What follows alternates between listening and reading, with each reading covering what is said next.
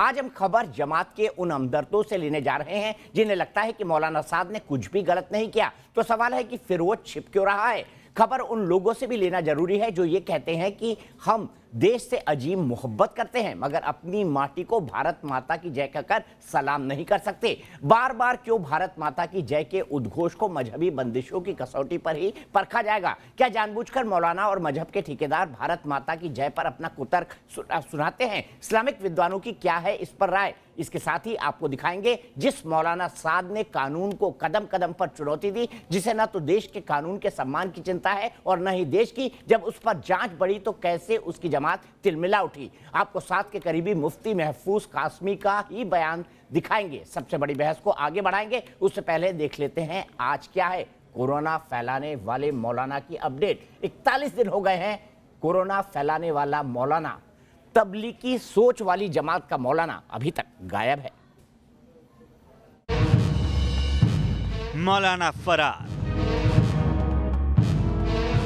मौलाना की कंपनी के 20 गुर्गे फरार।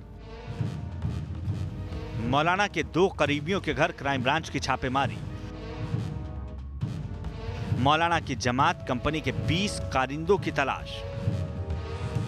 निजामुद्दीन की मरकज में वायरस फैलाने वाला मौलाना साद अब ज्यादा दिनों तक कानून से कबड्डी नहीं खेल पाएगा क्योंकि क्राइम ब्रांच को उसके खिलाफ पुख्ता सबूत हाथ लग चुके हैं। शातिर मौलाना की चाल को मात देने के लिए दिल्ली पुलिस के क्राइम ब्रांच ने मौलाना के उन करीबियों की कुंडली खंगालनी शुरू कर दी है जो मौलाना और उसकी जमात कंपनी के राजदार रहे हैं। कल देर शाम क्राइम ब्रांच की टीम ने मौलाना साद के 2 करीबियों के जाकिर नगर वाले घर पर छापा मारा।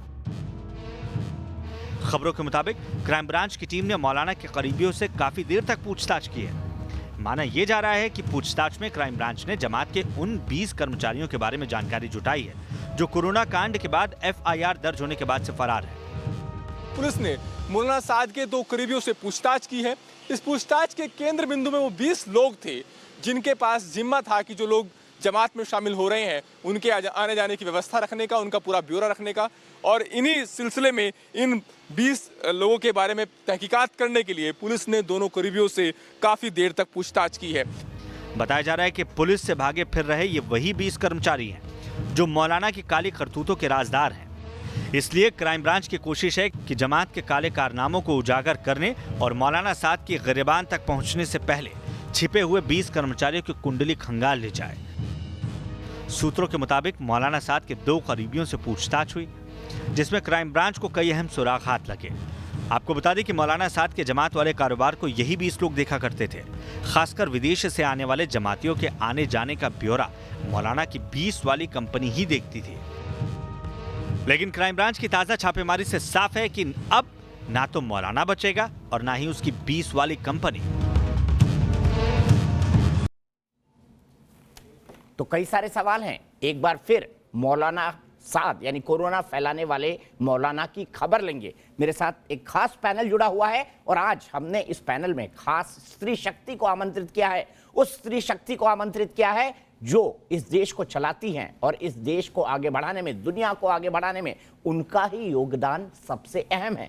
इसीलिए मैं अपने पूरे पैनल को इंट्रोड्यूस करता हूं। मेरे साथ इस्लामिक स्कॉलर सुबही खान है, मेरे साथ निघत अब्बास है जो कि एक सोशल एक्टिविस्ट है और उनको इस बात को बोलने में कोई हिचक नहीं है कि वो भारतीय जनता पार्टी की कार्यकर्ता है और मुझे भी ये बात बोलने में कोई हिचक नहीं है। शबनम खान मेरे साथ है, सोशल एक्टिविस्ट है, बड़ी बड़ी जगहों पर लेक्चर देती हैं। इफ्रा जान मेरे साथ है जो कि एक इस्लामिक स्कॉलर है और साथ ही साथ कानून की विद्यार्थी भी रही हैं। जेबा खान ये तबलीगी जमात की सपोर्टर हैं। वहीं वानी यास्मीन जी मेरे साथ है, ये एक पॉलिटिकल एनालिस्ट है। कल शिराज भाई ने इस बहस के अंदर अपनी बात कहते हुए भारत माता की जय बोला था, लेकिन कई सारे पैनलिस्ट ने भारत माता की जय बोलने से इनकार कर दिया। भारत माता की जय ये एक ऐसा शब्द है जिसको बोलकर किसी के भी रोंगटे खड़े हो जाते हैं अगर वो देश से अजीब मोहब्बत करता है तो। कई सारे ऐसे नेता हैं जो खास तौर पर सेक्युलर हैं लेकिन भारत माता की जय बोलते हैं। देखिए फारूक अब्दुल्ला जो इस बात से बेहद नाराज थे कि देश से 370 हटा दी गई, लेकिन उसके बावजूद वो कहते रहे हैं हमेशा, जम्मू कश्मीर के सदर रियासत रहने के बावजूद, उनके कितने भी डिफरेंसेस किसी से भी हो लेकिन बिना हिचके वो भारत माता की जय बोलते हैं। देखिए फारूक अब्दुल्ला। मुबारक है इस धरती को जिसने अटल को पैदा किया और मैं खुशी से कहता हूं मुझे भी उसने एक वक्त दिया कि मैं भी इस आदमी को समझ सका, और अल्लाह से यही दुआ करता हूं कि मरते दम तक जब तक जिंदा हूं उन्हीं के रास्ते पे चल के इस देश को इतना मजबूत बनाऊं कि कोई इस देश को हिला नहीं सकता। मेरे साथ एक नारा दीजिए और हाथ उठा के नारा दीजिए, भारत माता की। अरे भाई लोगों, ये तुम्हारी आवाज है? भारत माता की, भारत माता की। जय हिंद, जय हिंद, जय हिंद। वैसे फारूक साहब बहुत ड्रामेटिक हैं, और वो अपनी रैलियों में, कई रैलीज मैंने अटेंड किए उनकी और अटल बिहारी वाजपेयी की, वहां पर एक नारा और लगाते हैं, वो आपकी और मेरी, लोग बोलते हैं जय, तो अपनी भी जय करवाते हैं, लोगों की भी जय करवाते हैं। ये एक अंदाजे बयां है। लेकिन सबसे पहले निगत आपसे शुरू करूंगा। आप पर तो आरोप लग जाएंगे आप भारतीय जनता पार्टी से जुड़ी हुई है, और मुझे लगता है निगत को भारत माता की जय बोलने में कोई दिक्कत नहीं होनी चाहिए। मुझे बताइए, कुछ लोग क्यों इसकी खिलाफत करते हैं, और वो लोग मुस्लिम समाज के ही क्यों हैं? बताइए निगत। देखिए, पहले तो क्योंकि आपकी डिबेट का सब्जेक्ट माशाल्लाह बहुत ही खूबसूरत है, और दीपक जी मैं उसी से शुरुआत करना चाहती हूँ कि भारत माता की जय और वंदे मातरम। पहली बात तो हिंदुस्तान का मुसलमान बड़े ही गर्व से हिंदुस्तान की सरजमीन पर नमाज पढ़ते हुए सजदा करता है, और जब सजदा करता है तो सरजमीन को अपनी माता मानता है, और उसकी जय करने में किसी भी सच्चे मुसलमान को कोई आपत्ति नहीं होनी चाहिए। अगर है तो अपने गिरबान में जाहिर सी बात है झांकने की जरूरत है। जहां तक आपने बात करी मुखालिफत करने की, बिल्कुल सही कि मुस्लिम एक तबका है जो भारत माता की जय बोलने में, वंदे मातरम बोलने में उसकी मुखालिफत करता है। वो सिर्फ और सिर्फ इसलिए क्योंकि कहीं ना कहीं उनके जहन में, उनके दिमाग में जहर कहीं ना कहीं घुला हुआ है, और उनको ये लगता है कि अगर वो बोल देंगे तो वो हिंदुस्तान में छोटे हो जाएंगे, क्योंकि वो मुट्ठी भर लोग आज भी हमारे हिंदुस्तान में रहते हैं जो ये समझते हैं कि वो अगर अपने तरीके से चलेंगे, अपने तौर तरीके से चलेंगे, वो कहते हैं ना रस्सी जल गई पर बल नहीं गया, उनका वो बल आज तक नहीं गया, और उन्हें यही लगता है कि ये बोल देंगे तो वो छोटे हो जाएंगे। इसीलिए हम कहते हैं कि आज भी आस्तीन के सांप हमारे हिंदुस्तान में बसे हुए हैं, और ये उन्हीं में से हैं। जैसे असदुद्दीन ओवैसी सबसे बड़े एग्जाम्पल है उस चीज को लेके। और आज अब्दुल्ला साहब ने जरूर बोला, लेकिन वही वाली बात है ना कि कभी उस तरफ कभी इस तरफ, थाली के बैंगन की तरह इधर उधर करना। जब आपको लगे आपकी सियासत में आपको इससे फायदा मिलेगा, आज हिंदुस्तान की जनता राष्ट्रवाद की तरफ जा रही है, आज मुसलमान राष्ट्रवाद की तरफ जा रहा है, तब उन्हें लग रहा है कि आज इसको बटोर लें। चलो तो आज निगत भारत माता की जय से शुरू हो जाए। सईद की बिल्कुल बिल्कुल, मैं तो कह रही हूँ भारत माता की जय, वंदे मातरम, और बड़े गर्व से कहती हूँ, और पता नहीं कितनी दफा कहूंगी। और जिसको जलना है जल भुन जाए। चौरसिया जी, हम तो बैठकर हंसेंगे और क्या करेंगे, हमें क्या फर्क पड़ता है। ज़ेबा से शुरू करता हूं। ज़ेबा, भारत माता की जय और वंदे मातरम हो जाए, इसी से बिस्मिल्लाह किया जाए।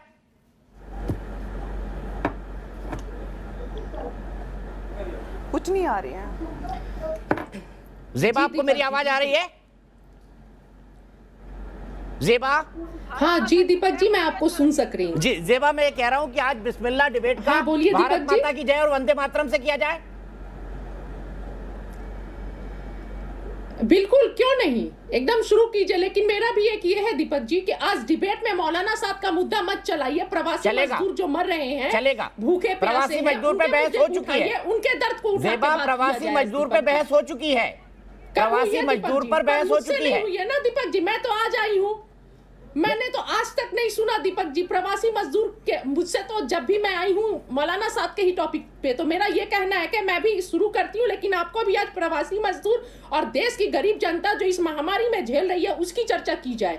वो महामारी जिसको मौलाना साहब ने कोरोना वाले मौलाना बनकर पूरे देश में हर राज्य तक पहुंचा दिया। ज़ेबा, इसलिए पहले मौलाना साहब की बात होगी। मजदूरों को दिक्कत में डालने के एक अपराधी और एक आरोपी मौलाना साहब भी है, कोरोना फैलाने वाले मौलाना भी है। दीपक जी, हाँ दीपक जी, एक मिनट दीपक जी, मौलाना साहब हैं, अपराधी हैं, गलती अगर की है उन्होंने तो सरकार उन्हें सजा देगी, पुलिस प्रशासन उन्हें सजा देगी। और मौलाना, अरे वो कोरोना टेस्ट तो करा लें, आप अपील कर दीजिए मौलाना साहब से।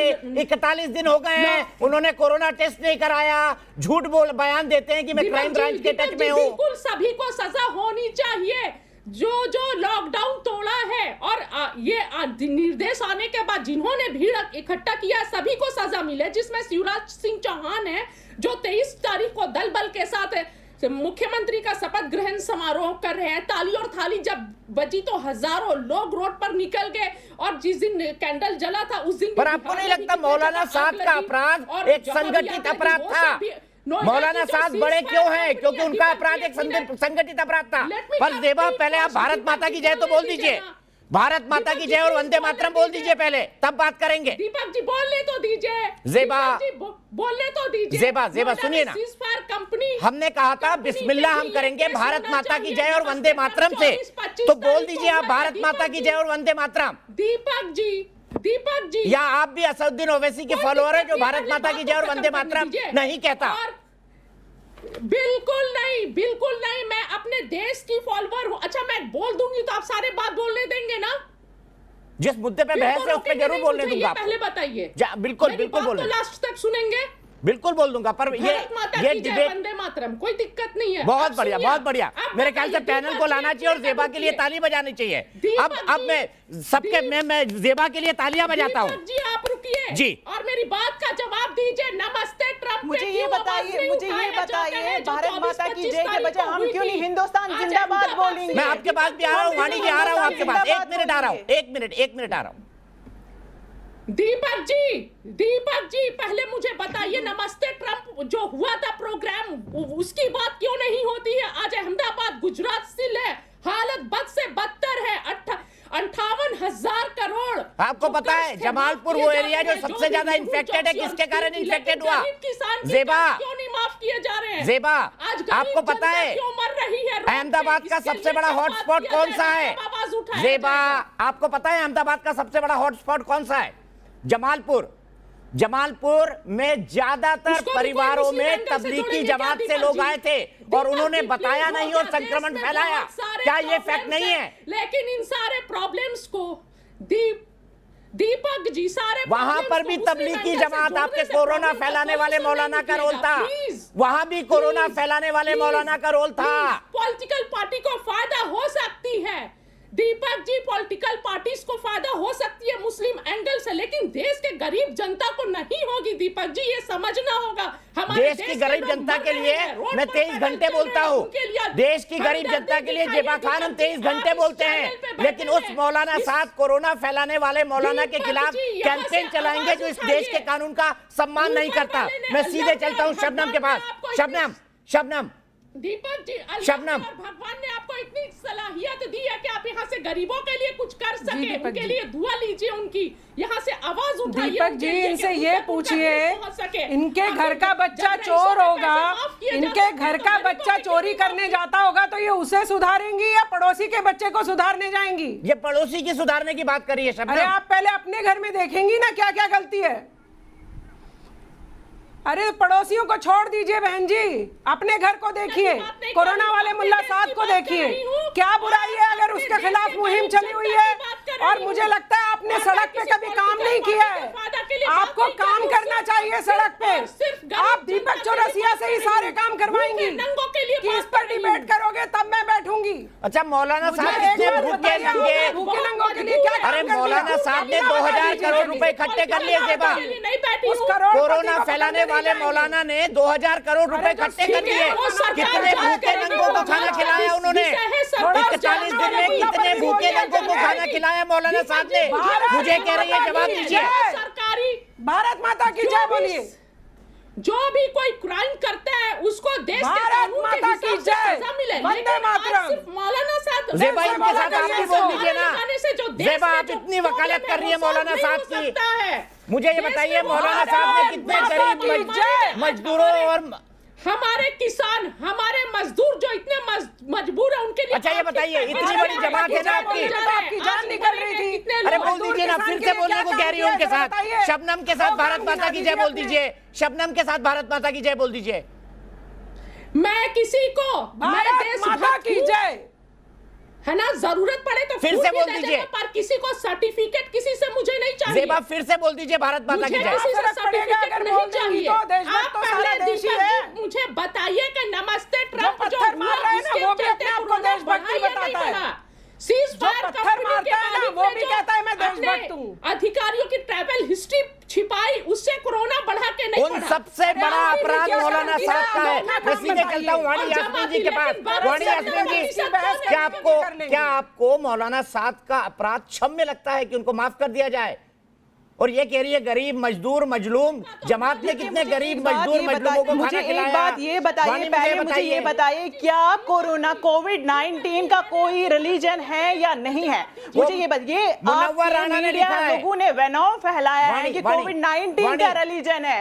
ये आप लोग डिवाइड कर रहे हो कंट्री को मुस्लिम और हिंदू में। वाणी सुन लीजिए ना, एक अजीम शायर है मुनव्वर राणा, जिनका मैं बहुत बड़ा फैन हूं, मेरी बात सुन लीजिए। उन्होंने लिखा है शेर कि कोरोना अब मुसलमान हो गया है। मैंने नहीं लिखा है, मुनव्वर राणा ने लिखा है। जवाब दे दीजिए इसका। शाबाश, उन लोगों ने क्यों लिखा कोरोना मुसलमान? वो आप लोगों ने वेनॉम फैलाया है। आप लोगों ने मीडिया ट्रायल में बोला है कि अभी आपने बोला है कि 2000 करोड़ रुपीस मौलाना साद ने जमा किया है और उन्होंने किसको खिलाया? ये कोर्ट का डिसीजन है। Court let the prosecution prove, court को प्रूव करने दो। सामने आएंगे तब तो प्रूव होंगे ना। क्या उन्होंने देश से माफी मांगी?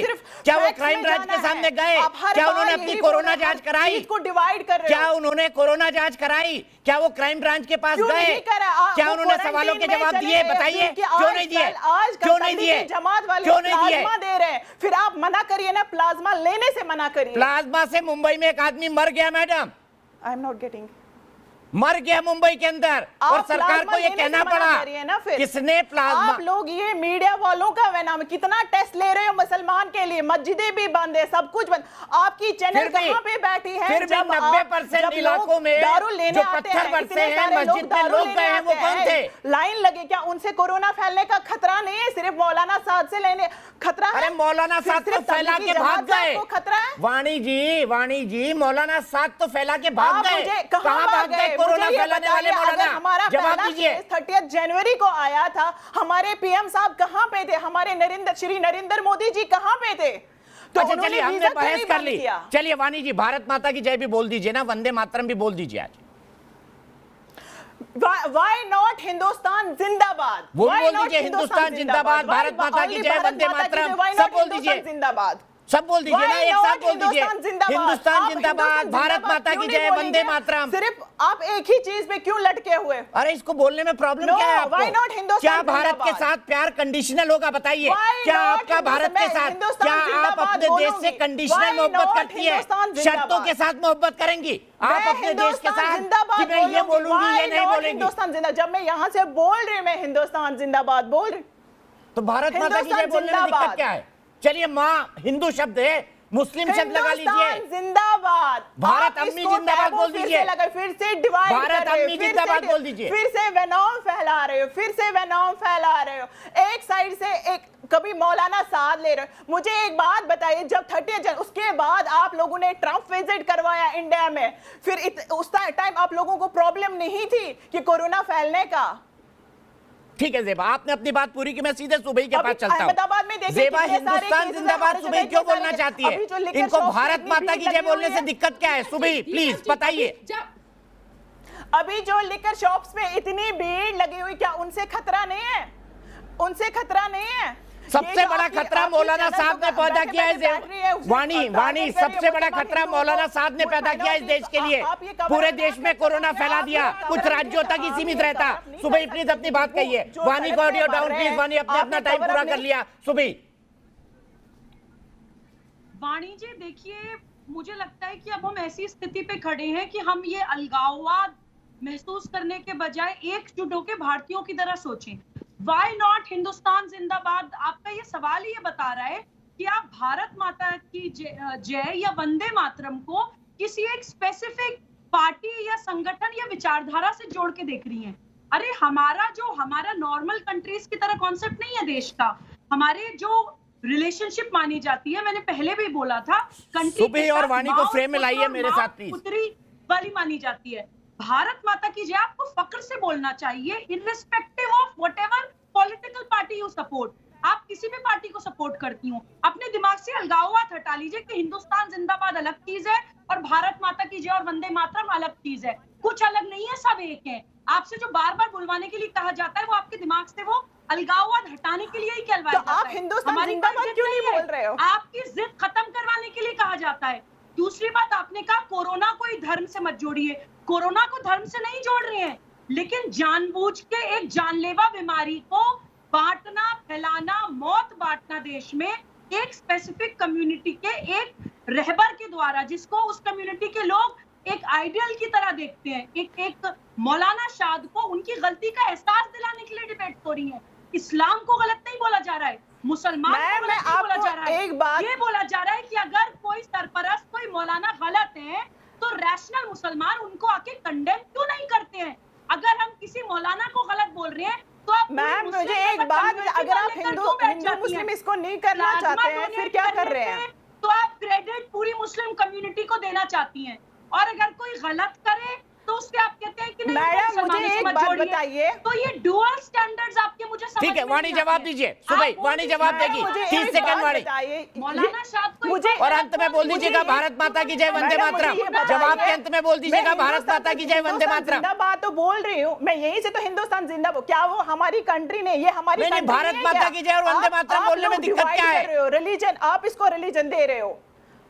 भारत माता की जय और वंदे मातरम बोलने में दिक्कत क्या है? इस देश के मुसलमानों को जो देशभक्त क्लेम करते हैं, मुझे मेरे सवाल का जवाब दीजिए वाणी। मुझे एक बात वाणी मेरे सवाल का जवाब दीजिए, उससे पहले मैं आपको बोलने नहीं दूंगा। करोड़ों के वाणी मेरे सवाल का जवाब दीजिए। वाणी आप जवाब क्यों नहीं दे रही है, बताइए। वाणी हमारी वाणी का ऑडियो डाउन, ब्रेक के बाद आऊंगा फिर वाणी के पास।